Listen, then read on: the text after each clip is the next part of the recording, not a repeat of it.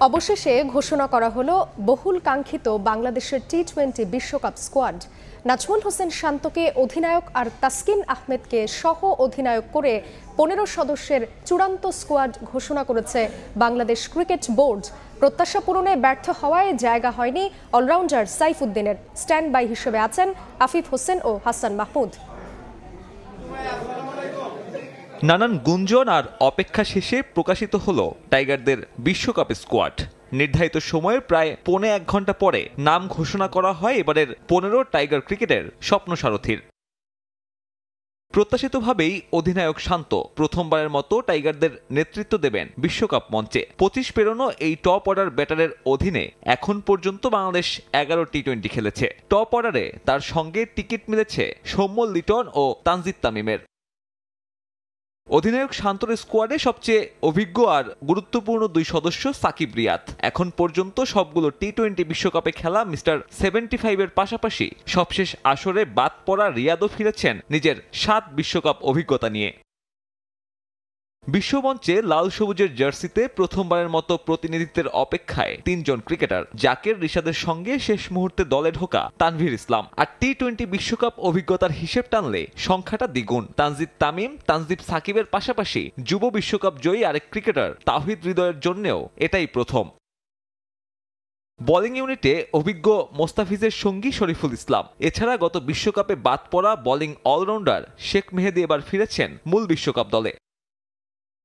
তাসকিনের চোটের কারণে pace bowling unit এখন কিছুটা নড়বড়ে হলেও তাকে সহ অধিনায়ক করে মার্কিন যুক্তরাষ্ট্রে যাচ্ছে টাইগাররা। আশা রাখছি যে তিনি হয়তো বিশ্বকাপ চলার কোন একটা পর্যায়ে সুস্থ হয়ে যাবেন, সেই আলোকেই তাকে দলভুক্ত করা হয়েছে। এবং আপনারা হয়তো অনেকেই ওয়াকিবহাল আছেন এবারের সিলেকশন এবং রিপ্লেসমেন্ট পলিসি আইসিসি যেটা, সেখানে আপনি একজন ইনজোর্ড খেলোয়াড়কেও ক্যারি করতে পারবেন, যাকে আপনি পরবর্তী পর্যায়ে যদি তার আকাঙ্ক্ষিত রিকভারি না হয় তখনও আপনি তাকে বদলাতে পারবেন। সে অনিশ্চয়তায় স্ট্যান্ড বাই হিসেবে ডাক পেয়েছেন হাসান মাহমুদ। তাসকিন সেরে না উঠলে পরিবর্তনের সুযোগ থাকবে বিশ্বকাপের মঞ্চে। ওই একই তালিকায় নাম রয়েছে আফিফ হোসেন ধ্রুবর।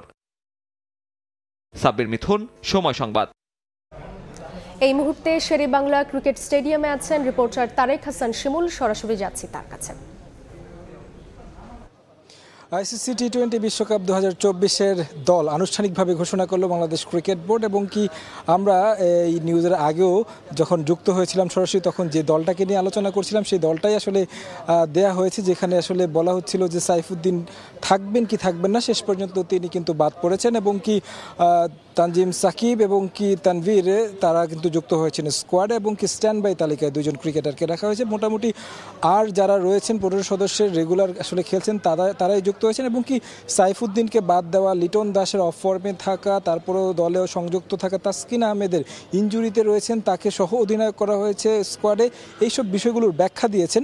আমার সাথে রয়েছেন আমার সহকর্মী মাহবুব রিমন। আমরা দুজনই আসলে কভার করছিলাম এই প্রেস কনফারেন্সটি। এবং কি তার কাছ থেকে একটু জানি যে আসলে প্রধান নির্বাচক কথা বলছিলেন আসলে যে এই বাদ দেওয়ার বিষয়গুলো নিয়ে, সাইফুদ্দিনকে কেন বাদ দিয়েছেন, তানজিম সাকিবকে কেন ইনক্লুড করা হয়েছে।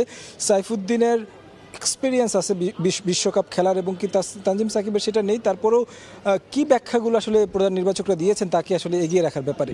দেখেন, প্রধান নির্বাচকের যে প্রায় 40 মিনিটের মতো যে প্রেস কনফারেন্স, সে প্রেস কনফারেন্সে 3টা বিষয় কিন্তু আলাদাভাবে নজর কেড়েছে। প্রথম যেটা হচ্ছে তাকে একটা দীর্ঘ সময় সাইফুদ্দিনকে কেন বাদ দেওয়া হয়েছে সেটার ব্যাখ্যা তিনি দিয়েছেন। দ্বিতীয় যে বিষয়টা হচ্ছে তাসকিন আহমেদকে নিয়ে একটা অনুশোচনায় ভুগেছেন নির্বাচকরা। এবং তৃতীয় হচ্ছে কেন স্ট্যান্ড বাই হিসেবে আফিফ হোসেন ধ্রুবকে রাখা হলো এবং কেন তাকে জিম্বাবুয়ের বিপক্ষে কোনো ম্যাচ খেলানো হলো না। এবার আসি আপনার প্রথম প্রশ্নে। সাইফুদ্দিন, যে কথাটা তিনি বারবার বলেছেন যে সাইফুদ্দিন তাকে নিয়ে আসলে সন্তুষ্ট হতে পারেননি, বিশেষ করে জিম্বাবুয়ের বিপক্ষে শেষ 2টো ম্যাচে তিনি যেভাবে বোলিং করেছিলেন এবং তার কাছ থেকে ইয়র্কারটা তারা আশা করেছিলেন এবং ব্যাটিংয়ে তিনি এক্সট্রা একটা রোল প্লে করবেন, দুটোতেই আসলে তিনি একেবারে ব্যর্থ হয়েছেন, যে কারণে তারা সাইফুদ্দিনকে বাদ দিয়েছেন। তাসকিনকে আমরা দেখেছি মানে ভাইস ক্যাপ্টেন হিসেবে রাখা হয়েছে এবং কি তিনি ইনজুরিতে রয়েছেন। তার আসলে যুক্তরাষ্ট্রের বিপক্ষে যে সিরিজটি রয়েছে সেখানে তার খেলাটা অনিশ্চিত, খেলবেন না সেটা আসলে জানিয়ে দিলেন প্রধান নির্বাচক। তারপর আসলে বিশ্বকাপে আসলে কয়টা ম্যাচ পরে তাকে পাওয়া যাবে সেটাও কিন্তু আসলে এখনো নিশ্চিত না। তো তাকে রাখা বা এই ঝুঁকিটা নিয়ে আসলে কি ব্যাখ্যা আসলে দিলেন? দেখেন, এটা এই প্রশ্ন হয়েছিল প্রধান নির্বাচকে, তিনি কিন্তু সরাসরি বলেছেন এটা বিসিবির কল। এমনও প্রশ্ন করা হয়েছিল যে ক্রিকেটার অনিশ্চিত বিশ্বকাপে তাকে কেন আসলে ভাইস ক্যাপ্টেনের মতো একটা গুরুত্বপূর্ণ রোল দেওয়া হয়েছে, তখন প্রধান নির্বাচক বলেছেন এটা বিসিবির কল, মানে এটা আসলে তাদের কল না, এবং বলেছেন যেহেতু বিসিবির কল এখানে আসলে এই উত্তরটা বিসিবি দিতে পারবেন, এমনভাবে মন্তব্য করেছেন প্রধান নির্বাচক। কি মনে হয় যে আসলে এটা একটা একরকম বলা মানে যায় কিনা, খোড়া সহদলপতিকে নিয়ে আপনি যুদ্ধে নামছেন, এই জিনিসটা মানে এই সিদ্ধান্তটা কতটুকু আসলে যুক্তিযুক্ত মনে হচ্ছে? দেখেন, তাসকিনের ইনজুরির আপডেটটা পর্যন্ত প্রধান নির্বাচকের কাছে জানতে চেয়েছিল, তিনি স্পষ্ট করে কিছুই বলেন, এবং আমরা যদিও জানতে পেরেছি হয়তোবা তিনি প্রথম একটা বা দুটো ম্যাচ মিস করবেন। প্রথম ম্যাচটা আমাদের কার সঙ্গে? শ্রীলঙ্কার সঙ্গে। আপনাকে যদি এই গ্রুপ থেকে বাকি যে তিন প্রতিপক্ষ অর্থাৎ দক্ষিণ আফ্রিকা, নেদারল্যান্ডস এবং নেপাল, অর্থাৎ আপনাকে শ্রীলঙ্কা কিংবা দক্ষিণ আফ্রিকা এই দুটো দলের একটা দলকে বিট করতে হবে, এবং আপনি যদি আপনার সেরা অস্ত্রটাকে সেখানে না পান, সেক্ষেত্রে তো আসলে জিনিসটা অনেক বেশি দুর্ভাগ্যজনক। কিন্তু বারবার নির্বাচক বলেছিলেন এই বিষয়টা অর্থাৎ তাসকিনের বিষয়টা বরাবরই কিন্তু বিসিবির কল। আরেকটা বিষয় যেটা আসলে মানে প্রধান নির্বাচক আসলে মেনশন করছিলেন যে এবার বিশ্বকাপে একটা ক্লজ রাখা হয়েছে যে যদি কোনো ইনজুরি প্রবণ ক্রিকেটার থাকেন তাকে ক্যারি করতে পারবে দল, পরবর্তীতে যদি আসলে টিম মনে করে যে তাকে দিয়ে আসলে হচ্ছে না বা তিনি ওই নির্দিষ্ট সময়ের মধ্যে সুস্থ হতে পারছেন না, সেক্ষেত্রে হয়তো রিপ্লেস করতে পারে। সেই দিকটা বিবেচনা করেই হয়তো বা তাসকিনকে আসলে দলের সাথে রাখা হয়েছে। আপনার কি মনে হয়? না, এটা তো অবশ্যই, কারণ হচ্ছে কি দেখেন, বর্তমান সময়ে বাংলাদেশের সেরা বোলার তাসকিন, গেল 2014 সালে অভিষেকের পর থেকে কিন্তু দলকে তিনি একেবারে নিরবচ্ছিন্নভাবে সার্ভিস দিচ্ছেন। নিঃসন্দেহে তার একটা ইনজুরি কনসার্ন রয়েছে, তবে তার জন্য শেষ পর্যন্ত যে বাংলাদেশ ক্রিকেট বোর্ড অপেক্ষা করবে সেটা নিশ্চিত। এবং গতকাল আমরা যেমনটা জানিয়েছিলাম, এই ধরনের ইনজুরিতে 3 থেকে 6 সপ্তাহের মতো সময় লাগে, যেহেতু এখনও 23 দিন বা 22 দিনের মতো সময় রয়েছে বাংলাদেশ ক্রিকেট বোর্ডের হাতে, সেরা অস্ত্রের জন্য তারা একেবারে শেষ পর্যন্ত অপেক্ষা করবে।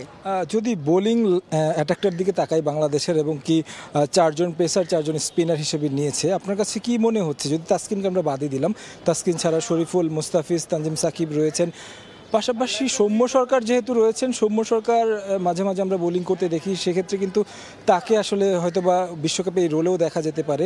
পেস বোলিং অ্যাটাকটা তাসকিনকে ছাড়া যদি বিশ্বকাপ খেলতে হয় বাংলাদেশের, কতটুকু শক্তিশালী হচ্ছে? দেখেন, খুবই স্বাভাবিক, যেটা বলছিলাম যে দলের সেরা অস্ত্রকে ছাড়া যদি আপনার খেলতে হয় প্রত্যাশিত পারফর্ম তো পাবেনই না। তবে একটা জিনিস কিন্তু আপনার মনে রাখতে হবে, গেল 2 বছর তাসকিনের চাইতেও বাংলাদেশের সবচাইতে সফল বোলার কিন্তু শরীফুল এই দলে রয়েছেন। হাসান মাহমুদকে স্ট্যান্ড বাই টিমে শেষ পর্যন্ত রাখা হয়েছে। হাসান মাহমুদ, এবং একটা জিনিস কিন্তু তিনি ইউএসের বিপক্ষে হয়তো 3টা ম্যাচে খেলবেন, সেতে আপনার হাতে কিন্তু অপশন রয়েছে। সৌম্য সরকারের কথা বলেছিল, এবং নির্বাচকরাও যেটা বললেন যে সৌম্য সরকারকে হয়তো 2 ওভার মানে মিডলের 2টো ওভার সৌম্য সরকার করবে, খুব একটা অপশন আসলে আপনার হাতে ছিল না। সে কারণে কিন্তু শেষ মুহূর্তে হাসান মাহমুদকে ইনক্লুড করা হয়েছে, এবং যেহেতু আপনার হাতে অপশন নেই, সম্ভাব্য যে সেরা অপশনটাই আসলে নেওয়া হয়েছে।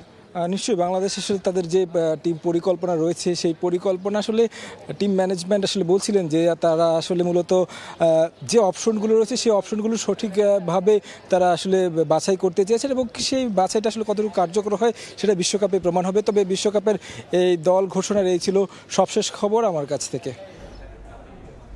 সরাসরি ছিলাম মিরপুরে। অন্য প্রসঙ্গ, 3 দিনের সফরে আবারও ঢাকায় এসেছেন মার্কিন সহকারী পররাষ্ট্রমন্ত্রী ডোনাল্ড লু। নির্বাচনের পর যুক্তরাষ্ট্রের প্রথম উচ্চ পর্যায়ের এই সফরে পররাষ্ট্র সচিবের সঙ্গে দ্বিপাক্ষিক বৈঠক ছাড়াও মন্ত্রী পর্যায়ের 3 জনের সঙ্গে সাক্ষাৎ করবেন তিনি।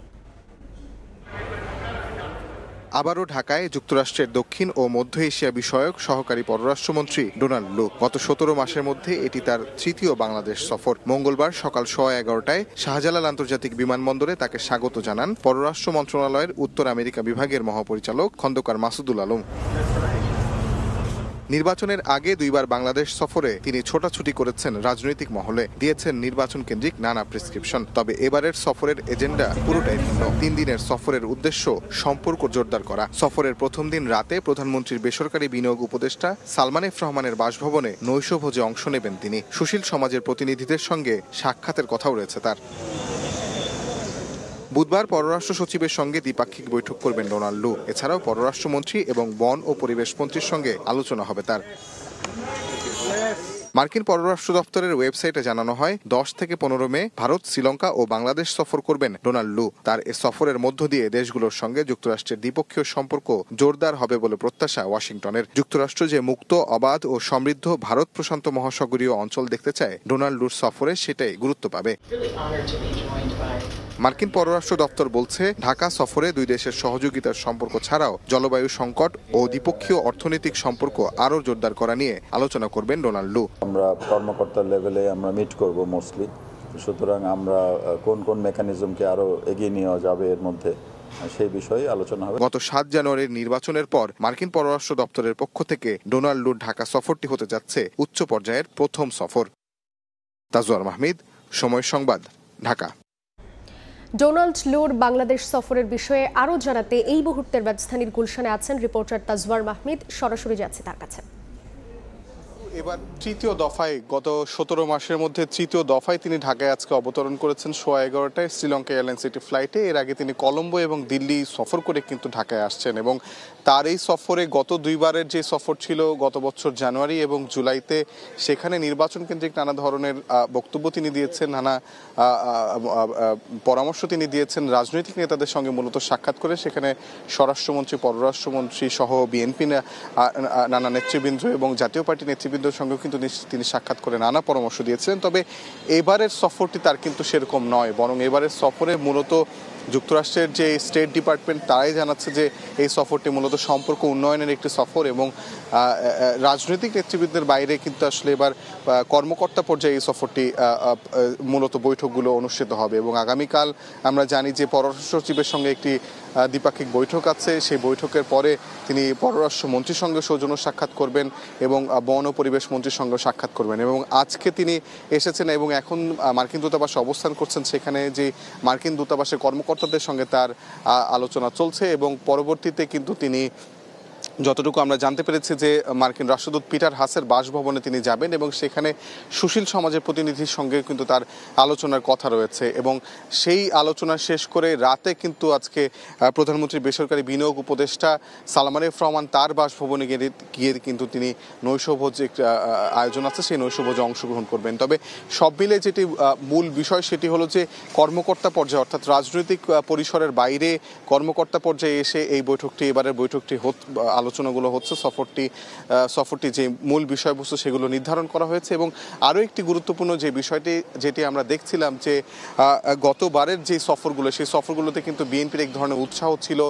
ডোনাল্ড লু কেন, ডোনাল্ড লুর নিচের যে কর্মকর্তা Afrin Akter, deputy assistant secretary, তার সফরকে ঘিরেও কিন্তু বিএনপি বা অন্যান্য রাজনৈতিক দলের এক ধরনের আশা ছিল। সেই আশা কিন্তু আসলে এবার দেখা যাচ্ছে না। গতকাল কিন্তু বিএনপির একজন শীর্ষ নেতা বলেছেন যে তার সফর নিয়ে আসলে কোনো ধরনের মাথা ঘামাচ্ছে না। তো আসলে সফর শেষে বোঝা যাবে যে কতটুকু রাজনৈতিক এবং কতটুকু কর্মকর্তা পর্যায়ে। তো এই ছিল আমার কাছে ডোনাল্ড সফর নিয়ে সর্বশেষ খবরাখবর। সরাসরি ছিলাম রাজধানীর গুলশানে। এদিকে মার্কিন সহকারী পররাষ্ট্রমন্ত্রী ডোনাল্ড লুর ঢাকা সফরের নাটকীয় মোড়। রাজনৈতিক দলগুলোর সঙ্গে বৈঠকে বসবেন না তিনি। হঠাৎ কেন এই ইউটার্ন যুক্তরাষ্ট্রের, ব্যাখ্যা দিলেন সোমবার মার্কিন পররাষ্ট্র দফতরের নিয়মিত প্রেস ব্রিফিংয়ে মুখপাত্র বেদান্ত প্যাটেল। রাজনৈতিক বিষয় নিয়ে কথা বলার সময় নেই বলে জানান তিনি। ওয়াশিংটন ডিসি থেকে দস্তগীর জাহাঙ্গীরের রিপোর্ট। বাংলাদেশের দ্বাদশ জাতীয় সংসদ নির্বাচনের আগে মার্কিন ভিসা নীতি সহ আভ্যন্তরীণ রাজনৈতিক ইস্যুতে প্রায়ই নাক গলাতে দেখা যায় যুক্তরাষ্ট্রকে। নির্বাচনের আগে যুক্তরাষ্ট্রের দক্ষিণ ও মধ্য এশিয়া বিষয়ক সহকারী পররাষ্ট্রমন্ত্রী ডোনাল্ড লুর সফর আলোচনা ও সমালোচনার কেন্দ্রে পরিণত হয়েছিল। এবারও তার সফরের আগে প্রশ্ন উঠেছিল লু কোন রাজনৈতিক দলের সঙ্গে বৈঠক করবেন সে বিষয়ে। তার সফরের উদ্দেশ্যই বাকি, তবে বিষয়টি পরিষ্কার করেছেন মার্কিন পররাষ্ট্র দপ্তর। গত সাধারণ নির্বাচনের আগে বাংলাদেশের রাজনীতিতে ব্যাপকভাবে যুক্তরাষ্ট্র নাক গলালেও আপাতত এই কাজটি যে আর করছেন না তা স্পষ্ট করলেন আজকের প্রেস ব্রিফিংয়ে যুক্তরাষ্ট্রের পররাষ্ট্র মন্ত্রণালয়ের মুখপাত্র বেদান্ত প্যাটেল। সোমবার মার্কিন পররাষ্ট্র দপ্তরের নিয়মিত প্রেস ব্রিফিংয়ে মুখপাত্র বেদান্ত প্যাটেলকে ডোনাল্ড লুর বাংলাদেশ সফর নিয়ে প্রশ্ন করা হয়। 17 মাসের মধ্যে তৃতীয়বার এই সফরে কেন তিনি রাজনৈতিক দল কিংবা রাজনীতিবিদদের সঙ্গে আলোচনা করবেন না বিষয়টি জানতে চাওয়া হয়। বাংলাদেশের আভ্যন্তরীণ রাজনৈতিক ইস্যুতে বারবার কথা বলা যুক্তরাষ্ট্রের অবস্থান পরিবর্তন হয়েছে কিনা সেই প্রশ্ন রাখা হয় বেদান্ত প্যাটেলের কাছে। তবে বিষয়টি এড়িয়ে গিয়ে মার্কিন পররাষ্ট্র দপ্তরের মুখপাত্র বলেন ব্যস্ততার কারণেই রাজনৈতিক দলগুলোর সঙ্গে বৈঠক করবেন না ডোনাল্ড লু। Is there any specific reason why on this third visit to Bangladesh within 17 months, Assistant Secretary is not holding meeting with any political party leaders. Who our government officials meet with or not, the schedule, time of day, lots of other things. Assistant Secretary Liu is on a swing through a number of South Asian countries, specifically India, Sri Lanka, and Bangladesh. He is there to strengthen bilateral cooperation with each country and to demonstrate U.S. support for a free, open, and prosperous Indo-Pacific region. In Bangladesh, he will meet with government officials, civil society leaders, and other Bangladeshis to talk about deepening our U.S.-Bangladeshi cooperation, including deepening our economic ties and ways that we can collaborate further to address climate issues. 10 থেকে 15 মে ভারত, শ্রীলঙ্কা ও বাংলাদেশ সফর করবেন মার্কিন সহকারী পররাষ্ট্রমন্ত্রী Donald লু। দেশগুলোর সঙ্গে দ্বিপাক্ষিক সম্পর্ক জোরদার সহ মুক্ত, অবাধ ও সমৃদ্ধ ভারত প্রশান্ত মহাসাগরীয় অঞ্চল বাস্তবায়ন গুরুত্ব পাবে তার সফরে। Dastagir Jahangir, Somoy Sangbad, State Department, Washington DC. Donald লুর সফর, মার্কিন ভিসা নীতি কিংবা নিষেধাজ্ঞা নিয়ে মাথা ব্যথা নেই সরকারের। সচিবালয়ে সাংবাদিকদের একথা বলেন আওয়ামী লীগের সাধারণ সম্পাদক ওবায়দুল কাদের। এ সময় তিনি বিএনপির ভারতীয় পণ্য বর্জনের আন্দোলন নিয়েও কঠোর সমালোচনা করেন। সমসাময়িক রাজনীতি ও বিভিন্ন ইস্যুতে হঠাৎ করেই মঙ্গলবার সকালে সচিবালয়ে সাংবাদিকদের সঙ্গে মতবিনিময় করেন আওয়ামী লীগের সাধারণ সম্পাদক, সড়ক পরিবহন ও সেতুমন্ত্রী ওবায়দুল কাদের। প্রাসঙ্গিকভাবেই দেশের বর্তমান রাজনীতি ও সড়ক মহাসড়ক পরিস্থিতি নিয়ে সাংবাদিকদের নানা প্রশ্নের মুখোমুখি হন তিনি। গুরুত্বটা বেড়ে গেছে, তবে সবকিছু ছাপিয়ে উঠে আসে যুক্তরাষ্ট্রের দক্ষিণ ও মধ্য এশিয়া বিষয়ক সহকারী পররাষ্ট্রমন্ত্রী ডোনাল্ড লুয়ের ঢাকা সফর প্রসঙ্গ। নির্বাচন সামনে রেখে চাপিয়ে দেয়া মার্কিন ভিসা নীতি ও নিষেধাজ্ঞা 7 জানুয়ারির নির্বাচনের পর মার্কিন পররাষ্ট্র দপ্তরের উচ্চ পর্যায়ের কোনো কর্মকর্তার প্রথম এই সফরকে সরকার কিভাবে দেখছে? জবাবে ডোনাল্ড লু মন্ত্রী নন এবং সরকারি আমন্ত্রণেও তিনি আসেননি মন্তব্য করে ওবায়দুল কাদের বলেন, তার সফর এবং মার্কিন কোনো নিষেধাজ্ঞা নিয়ে মাথা ব্যথা নেই সরকার। তবে প্রকাশ্যে না বললেও তলে তলে বিএনপি হয়তো এই সফরকে গুরুত্ব দিতে পারে বলে মন্তব্য করেন তিনি। তিনি পররাষ্ট্রমন্ত্রীও একজন সহকারী পররাষ্ট্রমন্ত্রী, তাকে নিয়ে বাংলাদেশ এত মাতামতি করবে? তার প্রয়োজনে সে আসছে, তাদের এজেন্ডা আছে। আমরা কোনো প্রকার স্যাংশন, ভিসা নীতি এগুলো আমরা কেয়ার করি। সম্পর্ক যখন থাকে, সম্পর্কের বিভিন্ন বিষয় নিয়ে আলাপ আলোচনা থাকে, তো সেটা তারা করতে আসছে। আমরা দাওয়াত করে কাউকে আনছি, তারা উপরে উপরে পাত্তা দেয় না, তলে তলে আবার কি করে। ভারতীয় পণ্য বর্জনের আন্দোলন বিএনপির ব্যর্থ চেষ্টা মন্তব্য করে ওবায়দুল কাদের বলেন, তাদের নেতাকর্মীরাই এখন আন্দোলনের প্রতি আস্থা হারিয়ে ফেলেছে। তাদের আন্দোলনের সাথে জনগণের কোনো সম্পৃক্ততা নেই।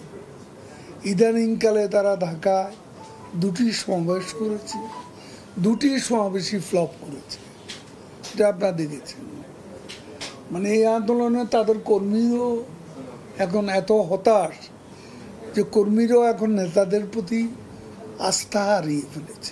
সম্প্রতি ঘোষিত সড়ক মহাসড়কে যানবাহনের গতিসীমা নিয়ন্ত্রণে কঠোর ব্যবস্থা নেওয়ার পাশাপাশি নতুন গণপরিবহন আমদানির পরেই শহর থেকে ফিটনেসবিহীন লক্কর-ঝক্কর বাস তুলে নেওয়ার পরিকল্পনার কথা জানান সড়ক পরিবহন ও সেতুমন্ত্রী। সড়ক নিরাপত্তা একটাই বিশ্বব্যাংকের প্রস্তাব। প্রসূন আশিস, সময় সংবাদ, ঢাকা। এদিকে বিএনপি বলছে সহকারী মার্কিন পররাষ্ট্রমন্ত্রীর সফর নিয়ে আওয়ামী লীগই বেশি উৎসাহী, বিএনপি নয়। দুপুরে জাতীয় প্রেসক্লাবের সামনে অবস্থান কর্মসূচিতে কথা বলেন নেতারা। দ্বাদশ জাতীয় সংসদ নির্বাচনের আগে বাংলাদেশ সফর করেছিলেন যুক্তরাষ্ট্রের দক্ষিণ ও মধ্য এশিয়া বিষয়ক সহকারী মার্কিন পররাষ্ট্রমন্ত্রী ডোনাল্ড লু। সেই সফরে বিএনপি বেশ চাঙ্গা হয়ে উঠলেও নির্বাচন পরবর্তী সফর ঘিরে উৎসাহ নেই বিএনপির মাঝে। মঙ্গলবার জাতীয় প্রেসক্লাবের সামনে এক অবস্থান কর্মসূচিতে ডোনাল্ড লু প্রসঙ্গে বিএনপি চেয়ারপারসনের উপদেষ্টা জয়নুল আবেদিন ফারুক বলেন, সহকারী মার্কিন পররাষ্ট্রমন্ত্রীর বাংলাদেশ সফরে আওয়ামী লীগই বেশি উৎসাহী। কোথায় লু, কোথায় আমেরিকা, সেটার বিষয়ে বাংলাদেশ বিএনপি জাতীয়তাবাদী দলের মাথা ব্যথা নেই। লু নিয়ে এত উৎসাহিত আমরা নয়, লু নিয়ে উৎসাহিত আপনারা। লু কি বার্তা নিয়ে আসছে? সেটা আপনারাই জানেন, আমাদের জানার কথা নয়, কারণ আপনারা অবৈধভাবে বাংলাদেশের ক্ষমতায় বসে আছেন। এদিকে প্রেস ক্লাবে আরেকটি অনুষ্ঠানে বিএনপির স্থায়ী কমিটির সদস্য গয়েশ্বর চন্দ্র রায় বলেছেন, বিদেশি নির্ভরতায় দেশ পরিচালনা করে সরকার ক্ষমতায় থাকলেও জনগণের হৃদয়ে স্থান নেই তাদের। বিদেশের নির্ভরতায় যারা দেশ পরিচালনা করে, আর যাই হোক সরকারে থাকতে পারে, কিন্তু জনগণের হৃদয়ে তাদের স্থান হয় না। জনগণ নিঃসংকোচে তাদেরকে ঘৃণা করে, মাঝে মাঝে ক্ষোভ প্রকাশ করে। আর আগে ঢাকঢোল পিটিয়ে ভারতীয় পণ্য বয়কটের ঘোষণা দিলেও এখন ভিন্ন সুরে কথা বলছেন বিএনপি নেতারা। ভাবনাটা মাথা থেকে ত্যাগ করুন। শাতিলা শারমিন, সময় সংবাদ, ঢাকা। জিম্মির ৬৪ দিন পর স্বজনদের কাছে ফিরছেন এমভি আবদুল্লার ২৩ নাবিক। কুতুবদিয়া থেকে লাইটারেজ জাহাজে রওনা দিয়েছেন চট্টগ্রামের উদ্দেশ্যে। বন্দরে তাদের বরণে ব্যাপক আয়োজন। সোমালিয়ান জলদস্যুদের কবলে থাকা এমভি আবদুল্লার ২৩ নাবিককে নায়কোচিত সংবর্ধনা দিতে যাচ্ছে চট্টগ্রাম বন্দর কর্তৃপক্ষ। চট্টগ্রাম বন্দরের এনসিটিতে আয়োজন করা হচ্ছে এই ২৩ নাবিকের জন্য বিশেষ সংবর্ধনার। মঙ্গলবার সকাল ১১টায় কুতুবদিয়ায় নোঙ্গর করা এমভি আবদুল্লা থেকে নেমে এসেছে ২৩ নাবিক। তাদেরকে ফুল দিয়ে বরণ করে নেয় একটি লাইটারের জাহাজের কর্তৃপক্ষ।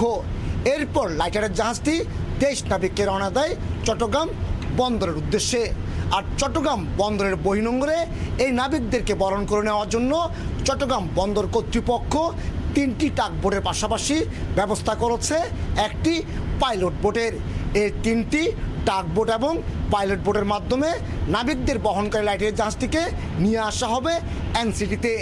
এখানে তাদেরকে বরণ করে নেবেন চট্টগ্রাম বন্দরের chairman rear admiral M Sohail. মূলত সোমালিয়ান জলদস্যুদের কবলে ১ মাস থাকার সময় মনোবল ছিল চাঙ্গা এবং বিরোচিতভাবে তারা এই সোমালিয়ান জলদস্যুদের মোকাবেলা করেছে। জলদস্যুদের কবল থেকে মুক্ত হওয়ার পর সে জাহাজ চালিয়ে এনেছে দুবাই পর্যন্ত। পণ্য খালাসের পর এ জাহাজ নিয়ে আসা হয়েছে বাংলাদেশের উপকূলে। আর তাই তাদের এই মনোবল ধরে রাখা পাশাপাশি অন্যান্য নাবিকদেরও চাঙ্গা রাখার জন্য চট্টগ্রাম বন্দর কর্তৃপক্ষ এই সংবর্ধনার আয়োজন করে। চট্টগ্রাম বন্দরের বহির্নোঙর থেকে কমল দে, সময় সংবাদ। লাইটারেজ জাহাজে চট্টগ্রাম বন্দরে আসছেন ২৩ নাবিক। তাদের বরণে নেওয়া হচ্ছে ব্যাপক প্রস্তুতি। এই বিষয়ে আরও জানাতে সরাসরি যুক্ত হচ্ছি রিপোর্টার কমল দে ও ফেরদৌস লিপির সঙ্গে। শুরুতেই যাচ্ছি কমলের কাছে। সোমালিয়ান জলদস্যুদের কবল থেকে মুক্ত হওয়া ২৩ নাবিকের দূরত্ব এখন মাত্র ৫ নটিক্যাল মাইল। তারা চট্টগ্রাম বন্দরে যে মোহনা রয়েছে সেই মোহনায় এসে অবস্থান নিচ্ছে। এখন চট্টগ্রাম বন্দর থেকে তাদেরকে বরণ করে নেওয়ার জন্য ৩টি টাগবোট, একটি পাইলট বোট যাচ্ছে। আমরা ঠিক কাছাকাছি অবস্থানে আছি জাহানমনে, যে জাহাজে করে তারা আসছে। এই চট্টগ্রাম বন্দর কিন্তু তাদেরকে আজকে নায়কোচিত সংবর্ধনা দেওয়ার প্রস্তুতি নিয়েছে। তারই অংশ হিসাবে চট্টগ্রাম বন্দরের ২টি টাগবোট, অর্থাৎ কান্ডারি ৩ এবং কান্ডারি ৪ এবং একটি পাইলট বোটকে পাঠানো হয়েছে সেই জাহাজকে বরণ করে আনার জন্য। আমরা এখন যেখানে রয়েছি চট্টগ্রাম বন্দরের বহির্নোঙর, সেই বহির্নোঙর থেকে খুব কাছে অবস্থান রয়েছে জাহানমণি জাহাজটি, যে জাহানমণিতে অবস্থান করছেন সেই ২৩ নাবিক। এখন চট্টগ্রাম বন্দরের পাইলট একজন উঠবেন সে জাহাজে এবং সেই জাহাজটি তিনি পরিচালনা করে নিয়ে আসবেন চট্টগ্রাম বন্দরের এনসিটি 1। আপনারা দেখতে পাচ্ছেন আমরা রয়েছে এখন কিন্তু চট্টগ্রাম বন্দরের বহির্নোঙর। যেহেতু তারা ১ মাস সশস্ত্র এই সোমালিয়ান জলদস্যুদের কবলে ছিল, তাদেরকে প্রাণ বয়ে ছিল এবং তাদের যে মনোবল চাঙ্গা ছিল বা তারা সেই সোমালিয়ান জলদস্যুদের কবল থেকে মুক্ত হওয়ার পর সে জাহাজকে চালিয়ে তারা দুবাই চলে এসেছে। দুবাই থেকে আবার তারা নিয়ে এসেছে বাংলাদেশে। সেই কারণে চট্টগ্রাম বন্দর কর্তৃপক্ষ, চট্টগ্রাম বন্দরের chairman rear admiral M Sohail তাদেরকে একটি নায়কোচিত সংবর্ধনা দেওয়ার প্রস্তুতি নিয়েছেন। তারই অংশ হিসাবে আজকে এনসিটিতে কিন্তু ব্যাপক প্রস্তুতি নিয়ে রাখা হয়েছে। তারা যখন চট্টগ্রাম বন্দরের যে নৌসীমা, অর্থাৎ যেটি মোহনা আমরা বলি, সেই মোহনায় প্রবেশ করবেন তখন তাদেরকে আমরা যে টাগবোটটি রয়েছে সেই টাগবোট হলো কান্ডারি 4, আমাদের সামনে রয়েছে কান্ডারি 3। এই দুটি কান্ডারি বোট, সাথে রয়েছে পাইলট বোট এবং সবগুলি বোটের মাধ্যমে মূলত তাদেরকে সংবর্ধনা দেওয়া হচ্ছে, তাদেরকে বরণ করে আনা হচ্ছে। এরপর তাদেরকে বিকেল ৪টার মধ্যে নিয়ে আসা হবে এনসিটি 1-এ এবং এনসিটি 1-এ সেখানে তাদেরকে বরণ করে নেবেন চট্টগ্রাম বন্দরের চেয়ারম্যান এম সোহায়েল। এরপর তারা তাদেরকে তাদের পরিবারের কাছে হস্তান্তর করবে এবং জাহাজ কর্তৃপক্ষের কাছে হস্তান্তর করবে। তো বলা চলে তাদেরকে ২৩ নাবিককে বহনকারী জাহাজটি একেবারে সম্মুখে রয়েছে। এখন চট্টগ্রাম বন্দরের একজন পাইলট সে জাহাজকে পরিচালনা করে নিয়ে আসবেন এনসিটি 1-এ এবং তাদেরকে বরণ করে নেওয়ার জন্য আরও 2টি কান্ডারি, চট্টগ্রাম বন্দরের 2টি কান্ডারি টাগবোট সে তাদেরকে বরণ করে নিচ্ছে। তো এখন পর্যন্ত আমার আমার কাছে ছিল 23 নাবিককে যে বরণ করার প্রক্রিয়া চলছে তার সর্বশেষ চট্টগ্রাম বন্দরের NCT 1 যেখানে তাদেরকে সংবর্ধনা দেওয়া হবে সেখানে রয়েছেন সহকর্মী ফেরদৌস লিপি। আমরা চলে যাচ্ছি ফেরদৌস লিপির কাছে।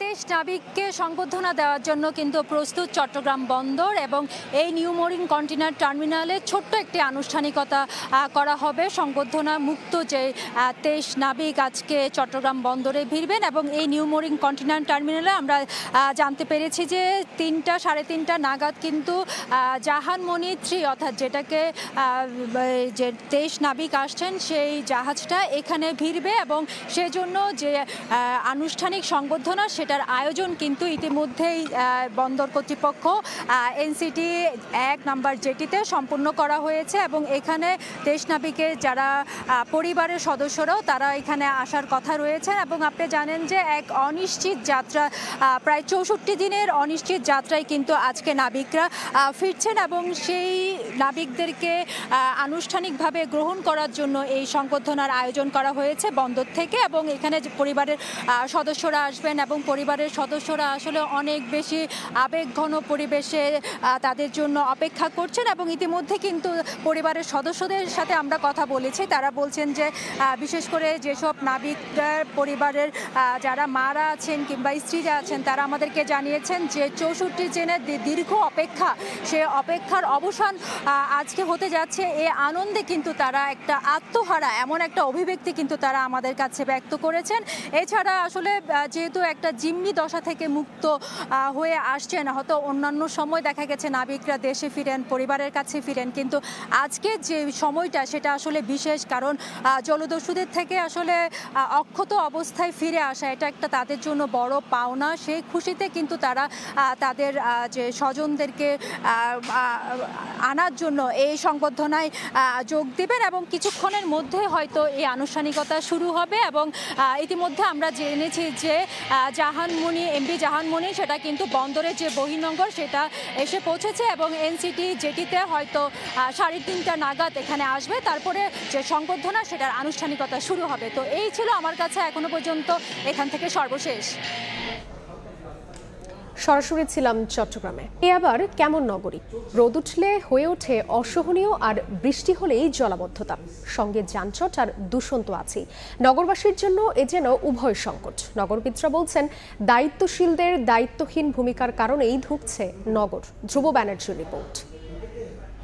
থামা যায় না, তৃষ্ণা মিটিয়ে অঝরে বৃষ্টি আসুক আর ধরনী একটু স্বস্তি পাক। 10-20 মিনিটে বৃষ্টি হইলেই পানি করে উঠতে যায়। আমরা দরখাস্ত পর্যন্ত করছি, সিটি কর্পোরেশন আমরা দরখাস্ত পর্যন্ত করছি, এখনো আমরা শুরু হওয়া পাই নাই।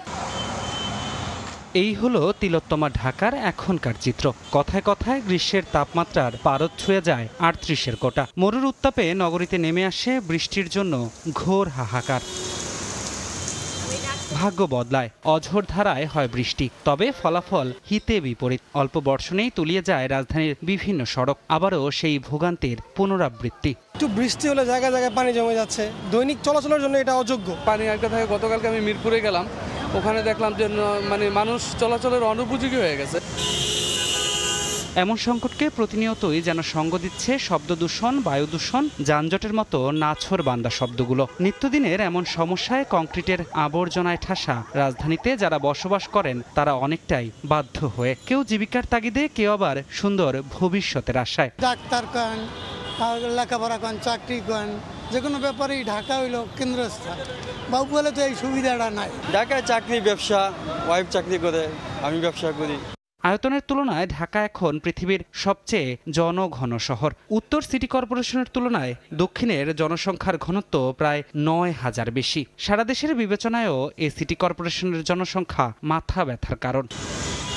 রাজধানী ঢাকায় এই সবুজ এখন আর খুঁজে পাওয়া যায় না। তার উপর এখন বিশেষজ্ঞরা আশঙ্কা করছেন 2050 সাল নাগাদ এমন অবস্থা জলবায়ু পরিবর্তনের যদি অব্যাহত থাকে তাহলে রাজধানীতে জনসংখ্যা বাড়বে প্রায় 50 লক্ষ। এতে ভয়ঙ্কর ক্ষতির মুখে পড়বে প্রাণ এবং প্রকৃতি।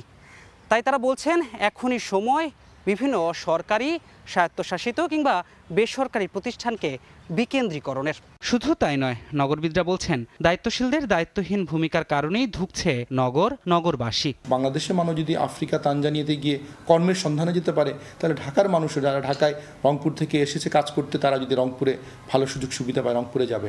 যে কোনো বিচ্ছিন্ন উন্নয়ন পরিকল্পনা, বিচ্ছিন্ন উন্নয়ন উদ্যোগের দায়ভার আসলে দায়িত্বশীলেরা। শহরের সীমান্তে আবাসন, শিক্ষাকেন্দ্র, চিকিৎসা কেন্দ্র সহ গুরুত্বপূর্ণ স্থাপনা নির্মাণ করতে হবে বলেও পরামর্শ দেন তিনি। তবে কতটুকু বাস্তবসম্মত তা নিয়েও প্রশ্ন আছে। ধ্রুব ব্যানার্জি, সময় সংবাদ, ঢাকা। গাজীপুরে হাসপাতালে লিফটে আটকে রোগী মৃত্যুর ঘটনায় ভুক্তভোগীদের ওপরই দায় চাপালো হাসপাতাল কর্তৃপক্ষ। ভেতরে ধাক্কাধাক্কি করায় লিফটের দরজার নিরাপত্তা ব্যবস্থা কাজ করেনি উল্লেখ করে স্বাস্থ্য অধিদপ্তরের চিঠিও দিয়েছে তারা। এদিকে রোগী স্বজনদের অভিযোগ, নিজেদের গাফিলতি ঢাকতে কাগজপত্র কেড়ে নিয়ে হাসপাতাল কর্তৃপক্ষ ধরিয়ে দেয় ডেথ সার্টিফিকেট। গাজীপুরে হাসপাতালে লিফটে আটকে পড়ে রোগী মৃত্যুর ঘটনায় স্বজনদের উপরই দায় চাপিয়ে স্বাস্থ্য অধিদপ্তরে চিঠি দিয়েছে শহীদ তাজউদ্দিন আহমদ মেডিকেল কলেজ হাসপাতাল ও গণপূর্ত বিভাগ। উল্লেখ করা হয়, আটকে পড়াদের ধাক্কাধাক্কিতে কাজ করেনি লিফটের নিরাপত্তা ব্যবস্থা। এদিকে মৃত্যুর পর থেকে নির্ঘুম রাত কাটছে নিহতের স্বজনদের। মায়ের সঙ্গে লিফটে আটকা পড়া সন্তানরা বলছেন, হাসপাতালের অব্যবস্থাপনা ও গাফিলতি ধামাচাপা দিতেই উঠে পড়ে লেগেছে কর্তৃপক্ষ। অভিযোগ করেন, ঘটনার পরপরই রোগীর পরীক্ষা নিরীক্ষার সব কাগজপত্র কেড়ে নিয়ে ডেথ সার্টিফিকেট হাতে ধরিয়ে দেন তারা। বিষয়টি হত্যাকাণ্ড দাবি করে দোষীদের সুষ্ঠু বিচারের দাবি স্বজন ও এলাকাবাসীর। আমরা স্পর্শ করি নাই, কোনো থারবাথারবি কিছুই করে না, কেউ করে না, সবাই বাঁচার জন্য আকুতি করছে। আমাদের কাছে আসে নাই, তারা নিজেদের মতো তদন্ত করছে, নিজেরাই রিপোর্ট দিছে। আমরা তো ওইখানে কিছুই জানি না। ভর্তির কাগজ, প্রেসক্রিপশন, তারপরে ইসিজির কাগজ, এগুলি সব রেখে দিচ্ছে। তারপরে যে রেফার করছে যে 11 তলা থেকে 4 তলায়, এই সব কাগজ তারা রেখে দিচ্ছে। গত 12 মে কালীগঞ্জের স্কুল শিক্ষক শারফুদ্দিনের স্ত্রী মমতাজ বেগমকে বুকের ব্যথার কারণে শহীদ তাজউদ্দিন আহমদ মেডিকেল কলেজ হাসপাতালের মেডিসিন বিভাগে ভর্তি করা হয়। চিকিৎসকের পরামর্শে তাকে হৃদরোগ বিভাগে নেয়ার সময় হঠাৎ লিফট বন্ধ হয়ে যায়। আটকা পড়ে মুমূর্ষ অবস্থায় মারা যান মমতাজ। রাজিবুল হাসান, সময় সংবাদ, গাজীপুর। এক ধাপে 7 টাকা বাড়িয়ে 117 টাকা নির্ধারণ করায় অস্থির ডলারের বাজার। কেন্দ্রীয় ব্যাংকের ঘোষণার পর থেকেই দেখা দিয়েছে ডলার সংকট। ব্যাংকগুলো বলছে বৈদেশিক মুদ্রার অতিরিক্ত দামের প্রভাব পড়বে নিত্যপণ্যে, যা অস্বস্তিতে ফেলবে সাধারণ মানুষকে। আইএমএফের প্রেসক্রিপশন অনুযায়ী খোলা বাজার আর ব্যাংকিং রেট এক করতেই এক ধাপে ডলারের দাম বাড়ানো হয়েছে 7 টাকা। বিনিময় মূল্য 117 টাকা নির্ধারণ করায় নেতিবাচক প্রভাব পড়েছে বৈদেশিক মুদ্রা বাজারে। ঘন্টার পর ঘন্টা পার হলেও মানি এক্সচেঞ্জগুলোতে দেখা মিলছে না কোনো ক্রেতা বা বিক্রেতার। ওই মানুষ আসলে বেচতে চায় 125 টাকা, পাবো কোথায়? আমরা তো 25 টাকা বেচতে পারি না। এভাবে আতঙ্কিত থাকলে বাজার আরো বাড়তে পারে। ডলারের কাছে ডলার আছে, রেট বাড়ায় দেন, ডলার আছে। খোলা বাজারে অনেক জায়গায় ঘোরাঘুরি করে দেখলাম, কেউ বললো না ডলার, কেউ চায়ও না, কেউ ব্যস্তও পারেনি। মানি এক্সচেঞ্জ হাউসে ডলার রেট 118 টাকা 50 পয়সা বেঁধে দেওয়া হলেও বিক্রি হচ্ছে প্রায় 120 টাকায়। অন্যদিকে এলসিতেও গুনতে হবে বাড়তি টাকা। ব্যাংকাররা বলছেন, দাম কম বা বেশি যাই হোক, অতিরিক্ত দামের বোঝা টানতে হবে ভোক্তাকেই। ইম্পোর্টের যে ডিউটি ছিল, কাস্টমস ডিউটি, সেখানে কিন্তু 110 টাকার উপর তারা একদিন ডিউটিটা পেমেন্ট করতো। এখন কিন্তু 117 টাকার উপর পেমেন্ট করতে হবে। অর্থাৎ ডিউটি কিন্তু বেড়েছে। এই কারণে কিন্তু যারা আলটিমেট কনজিউমার, তারা কিন্তু এডিশনাল পেমেন্ট করতে হবে। এদিকে ডলারের কৃত্রিম সংকট সৃষ্টি ঠেকাতে বাংলাদেশ ব্যাংকের নজরদারি বাড়ানোর পরামর্শ অর্থনীতিবিদদের। এনফোর্সমেন্টটা সবচেয়ে ইম্পর্টেন্ট। একটা রেট শুধুমাত্র বলে দিলেই হলো না, সেটা যাতে বাস্তবায়িত হয়, বাজারে যেন চলে, সেটা একটু ব্যবস্থা করতে হবে। ডলারের দাম 110 টাকা বিনিময় মূল্য থাকাকালীনও কিন্তু হয়েছে 115 থেকে 117 টাকায়। আর নতুন করে 117 টাকা নির্ধারণ করায় পরিস্থিতি কোথায় গিয়ে দাঁড়াবে তা নিয়ে শঙ্কায় খাত সংশ্লিষ্টরা। কাজল আব্দুল্লাহ, সময় সংবাদ, ঢাকা। শিগগিরই আবারও ফিলিস্তিনে খাদ্য সহায়তা পাঠাবে বাংলাদেশ, এমনটাই জানিয়েছেন পররাষ্ট্রমন্ত্রী ডক্টর হাসান মাহমুদ। সকালে জাতীয় প্রেস ক্লাবে বাংলাদেশ স্বাধীনতা পরিষদের আয়োজনে ফিলিস্তিনে গণহত্যা বন্ধের দাবিতে মানববন্ধনে অংশ নেন হাসান মাহমুদ। এ সময় বক্তারা জাতিগত এ নিধনের বিরুদ্ধে বিশ্ব বিবেককে সোচ্চার হওয়ার আহ্বান জানান। পশ্চিমা বিশ্বের সমালোচনা করে তারা কয়েক দশক ধরে মুসলমানদের উপর এমন নির্যাতন প্রতিবাদ জানান। বাংলাদেশ সবসময় ফিলিস্তিনের জনগণের পাশে রয়েছে বলে জানান পররাষ্ট্রমন্ত্রী।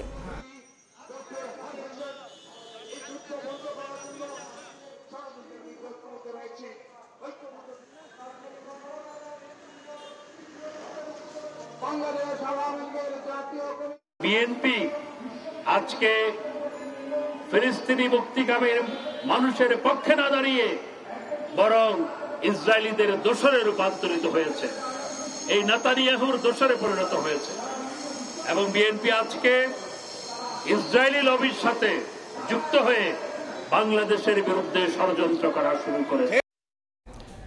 স্কুলের পর এবার ভারতের দিল্লির 4টি হাসপাতাল বোমা মেরে উড়িয়ে দেওয়ার হুমকি দেওয়া হয়েছে। মঙ্গলবার সকালে ফোন করে এই হুমকি দেওয়া হয়।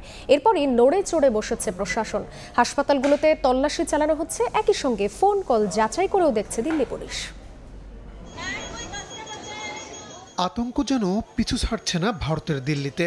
চলতি মাসের শুরুতে দিল্লির প্রায় 100টি স্কুলে একযোগে বোমা হামলার হুমকি দেওয়া হয়। এ ঘটনায় আতঙ্ক ছড়িয়ে পড়ে স্কুলগুলোর শিক্ষার্থী, কর্মচারী ও অভিভাবকদের মধ্যে। এরপর থেকে দিল্লি জুড়ে নিরাপত্তা জোরদার করা হয়েছে। সেই আতঙ্কের মধ্যেই গেল সপ্তাহে গুজরাটের আহমেদাবাদের স্কুলগুলোতে একটি মেইল পাঠানো হয়, যেখানেও বোমা মেরে উড়িয়ে দেওয়ার হুমকি ছিল। দ্রুত স্কুলগুলোতে তল্লাশি চালানো হলেও কোনো কিছুই পায়নি উদ্ধারকারী দল। তবে মেইল প্রেরকের অবস্থান রাশিয়া দেখায় বলে প্রাথমিকভাবে জানায় পুলিশ। সেই ঘটনা সুরাহা এখনো হয়নি। এর মধ্যেই এবার দিল্লির 4টি হাসপাতালে বোমা হামলার হুমকি দেয়া হলো। ভারতীয় গণমাধ্যম এনডিটিভি বলছে, মঙ্গলবার সকালে অপরিচিত নম্বর থেকে কল আসে দিল্লি স্টেট ক্যান্সার হাসপাতাল, দাদাদেব হাসপাতাল, হেডগেওয়ার হাসপাতাল এবং দীপচন্দ্র বন্ধু হাসপাতালে যে কোনো মুহূর্তে হাসপাতালগুলো বোমা মেরে উড়িয়ে দেওয়া হবে এমন বার্তা দেয়া হয়। বিষয়টি নিশ্চিত করেছে দিল্লির দমকল বিভাগও। ফোন কলগুলো যাচাই করে দেখা হচ্ছে। এর আগে গেল রোববারও 2টি হাসপাতালে একই ধরনের হুমকি দেওয়া হয়েছিল। শুধুমাত্র স্কুল এবং হাসপাতালে নয়, চলতি সপ্তাহেই দিল্লি বিমানবন্দরেও বোমা হামলা চালানো হতে পারে এমন মেইল দেয়া হয়। যদিও পরবর্তীতে তা ভুয়া প্রমাণিত হয়েছে। তবে বারবার এমন হুমকি আতঙ্ক ছড়াচ্ছে দিল্লিবাসীর মনে। ভয়ে ভয়ে সন্তানদের স্কুলে পাঠানোর কথা জানিয়েছেন অনেক অভিভাবক। যদিও সর্বোচ্চ নিরাপত্তা নিশ্চিতের কথা জানিয়েছে দিল্লি পুলিশ। রাহুল রানা, সময় সংবাদ। এ পর্যায়ে শীর্ষ সংবাদগুলো জানিয়ে দিচ্ছি আরেকবার। টাইগারদের টি-20 বিশ্বকাপ দল ঘোষণা। নতুন চমক, তাসকিন সহ অধিনায়ক যথারীতি নেতৃত্ব দেবেন শান্ত, বাদ পড়লেন সাইফুদ্দিন। ঢাকায় ডোনাল্ড লু রাজনৈতিক দলগুলোর সঙ্গে করবে না বৈঠক। মাথা ব্যথা নেই সরকারের, বলছে আওয়ামী লীগ। আগ্রহ ক্ষমতাসীনদেরই বেশি, দাবি বিএনপির। এবং 64 দিন পর জলদস্যুভুক্ত নাবিকরা ফিরছেন স্বজনদের কাছে। কুতুবদিয়া থেকে বিকেলে পৌঁছাবে চট্টগ্রাম। বরণে প্রস্তুত বন্দর কর্তৃপক্ষ।